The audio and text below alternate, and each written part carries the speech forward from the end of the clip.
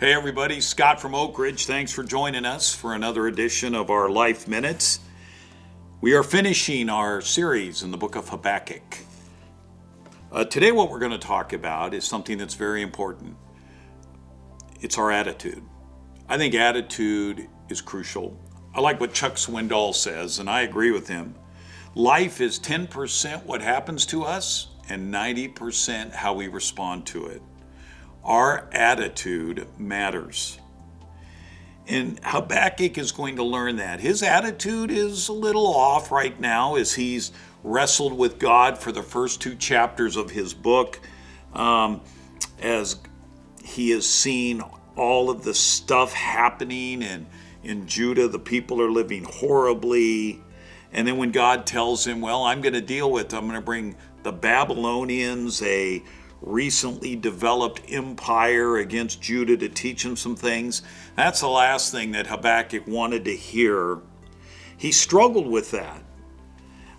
He knows God is holy. He knows God is the protector of Israel.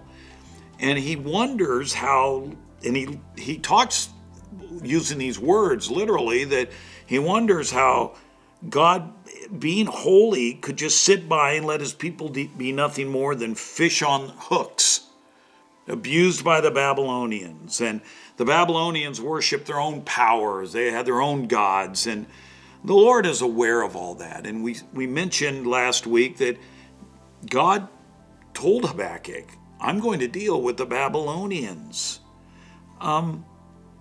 Habakkuk has asked some questions like we've asked.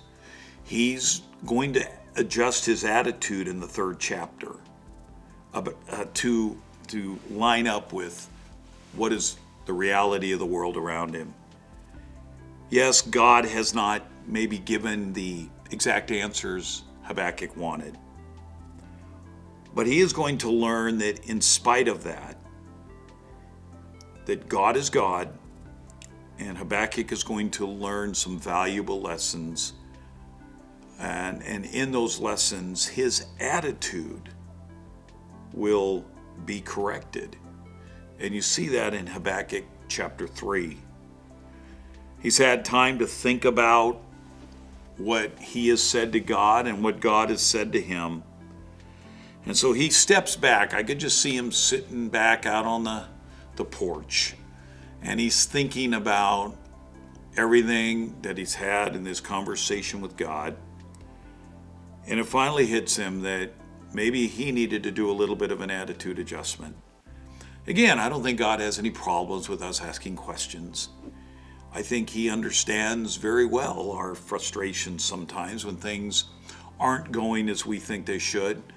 But we can never stay in that state, shall we say, of unhappiness, of just having a bad attitude about life, about God, about people, about situations. And we need to adjust our attitude so that we can grow in our relationship with God. So there are 3 things that Habakkuk teaches us from the 3rd chapter that helped him to adjust his attitude. You know what the first one was? Believe it or not, it was memories. Now listen to this, verse 1. Prayer of Habakkuk the prophet according to Shigionoth. Now, Shigionoth just is it's a Hebrew word that has to deal with a hymn, like singing a song. So Habakkuk literally says or sings this out, verse 2, O Lord, I have heard the report of you, and your work, O Lord, do I fear. In the midst of the years, revive it. In the midst of the years, make it known. In wrath, remember mercy. And then he starts just talking about who God is. But here's what he does. He thinks about the amazing things that God has done throughout the history of his people. So here you and I are, it's 2019, almost 2020, and maybe life's thrown us a curveball. Maybe we're asking questions and we're not quite getting the answers that we would like. We need to stop and think about, and we talked about this last week, but we need to stop and think about the stuff that God has done in our life. There is in every believer's life things that God has graciously given us. That God has graciously responded to our cries, to our needs. And we need, even if it's needed, to be done. It's like he told Habakkuk, write down what I'm going to do so you can share it with others. We need to sometimes write down the things that God has done as a memory to ourselves. It can help change our attitude. In other words, we look back and we see that, yes, God has helped us. God has been with us at times in our life, and it can change our attitude. God has done great things in everybody's life who's a follower of his in some way. And he calls on God in keeping with this memories because he knows that God has done this before. That is why Habakkuk calls on God to intervene. And God is going to do that in his way and in his time. And why does the prophet now know that God will intervene? Because he's doing a history lesson in his mind. He's remembering what God has done. So now he's beginning to change his attitude. You know what, God? I know that you're in charge. I know you're going to deal with things according to how you want to do it because I've seen you do it before. Every one of us, I believe, for a follower of Jesus, can have that same mindset. Lord, you've done things. I may not have the answers today to the questions that are in my mind, but I know that you're in charge because I've seen you work before. A second thing that he does, you start about verse 3, you go down to about verse 15 of Habakkuk 3, is the prophet focuses on God's majesty and his character. One of the greatest, I think, the greatest things we can do when we're struggling is we take our Bibles and we begin to study about what God is like, who he is, the awesomeness of his love, his mercy, his grace, his holiness, his justice, all the things that describe who God is. When we see them, this picture of God's character, I believe it can change our attitude. It begins to help me see that, yeah, he does love me. He does show grace. He does show mercy. And much as Judah will learn, God responds to how we act. God never changes. God is consistent in his character. But when we change, sometimes God has to respond differently. When we sin, he has to intervene differently than he would if we were just trying to live a holy life. Sometimes because of his love for us, he corrects us to bring us back. We're the ones who change, not God. He's just, he's righteous, he's gracious, he's holy, he's merciful, he's loving. And I think when we focus on his character, it can change our attitude. It changed Habakkuk's.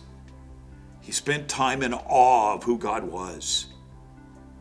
He recognized that despite the fact he may not get the answer to the questions that he had, he knows that God knows what's best. And third and final thing Habakkuk teaches, he says, I'm going to trust in God for the future. He wasn't ready until the third chapter to do that. The first two chapters, he's wrestling with all the questions. He's wrestling with God's answer. You come to the end of chapter 3, and you see that he's ready to trust God with the future. He's humbled himself. He's taken a look at what God has done. He's recounted history. He's focused on the character of God, how awesome God is. And he says, based on those things, I'm going to trust him. That's a decision we make. There's no magic to the Christian life. There's no pill we take in the morning to make us spiritual. It's a decision we make to trust, to walk with God by faith. Listen to the words at the end of this chapter. Verse 16, after he has thought about what God is going to do and all the things that God has told him, Habakkuk says, I hear and my body trembles. My lips quiver at the sound. He's thinking about the Babylonians being used to wake Judah up. Rottenness enters into my bones. My legs tremble beneath me. Yet I will quietly wait for the day of trouble to come upon people who invade us. I know God's going to deal with the Babylonians because he's told me he is.